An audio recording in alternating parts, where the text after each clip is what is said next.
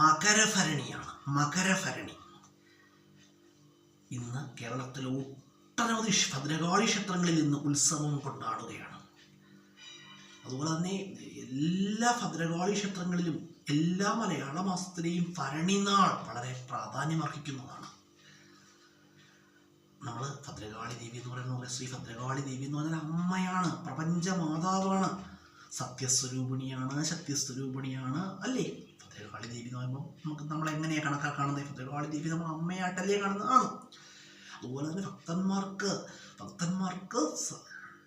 സർവമംഗളങ്ങൾ വരുന്ന മാതൃസ്വരൂപിണിയാണ് ശ്രീ ഭദ്രകാളി ദേവി. കേട്ടോ, നമ്മുടെ ജീവിതത്തിൽ എന്ത് ചെയ്യുക? നല്ലത് പ്രവർത്തിക്കുക, നല്ല ചിന്തകൾ, നമ്മുടെ മനസ്സിലെ നല്ല ചിന്തകൾ, നമ്മളുടെ നന്മ നിറഞ്ഞ പ്രവർത്തനങ്ങൾ, ഇതൊക്കെയാണ് ഭദ്രകാളി ദേവിയോട് നമ്മൾ ചെയ്യുന്ന ഏറ്റവും വലിയ പൂജ എന്ന് പറയുന്നത്. കേട്ടോ, ഭദ്രകാളി കോപമുണ്ടാകുന്ന എപ്പോഴാണെന്ന് അറിയാമോ? ഭദ്രകാളി കോപമുണ്ടാകുന്നത് എപ്പോഴാണെന്ന് ചോദിച്ചാൽ നമ്മളുടെ വാക്കുകളോ പ്രവൃത്തികളോ മറ്റൊരാൾക്കോ അല്ലെങ്കിൽ സമൂഹത്തിനോ ഉപദ്രവമാവുകയോ അല്ലെങ്കിൽ ദ്രോഹമായി മാറിക്കഴിഞ്ഞാൽ എന്തായി മാറും? ഭദ്രകാളി കോപം ഉടലെടുക്കുമെന്നാണ്. കേട്ടോ, നമ്മളെപ്പോഴും ശ്രദ്ധിക്കണം. നമ്മുടെ വാക്കുകളോ പ്രവൃത്തികളോ മറ്റൊരാൾക്ക് എന്തായിട്ട് മാറരുത്? ദ്രോഹമായിട്ട് മാറരുത്, അത്രയേ ഉള്ളൂ.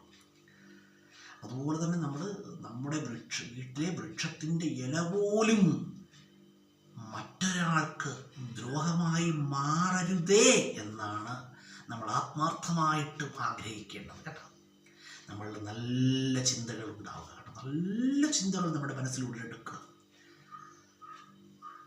നന്മകൾ പ്രവർത്തിക്കുക, കഴിയുന്ന നന്മകൾ ജീവിതത്തിൽ പ്രവർത്തിക്കുക. നമ്മൾ ചെയ്യുന്ന പ്രവൃത്തികൾ നമുക്ക് നന്മയാവുന്നതോടൊപ്പം തന്നെ എന്തായിട്ട് മാറണം? മറ്റുള്ളവർക്കും സമൂഹത്തിനും കൂടി നന്മയായി കഴിഞ്ഞാൽ അതെന്താണ്? അതും ജീവിതത്തിൽ വളരെ വലിയൊരു നേട്ടമാണ്. നമ്മൾ ചെയ്യുന്ന നന്മകളാണ് ഭദ്രകാളി ദേവിക്കുള്ള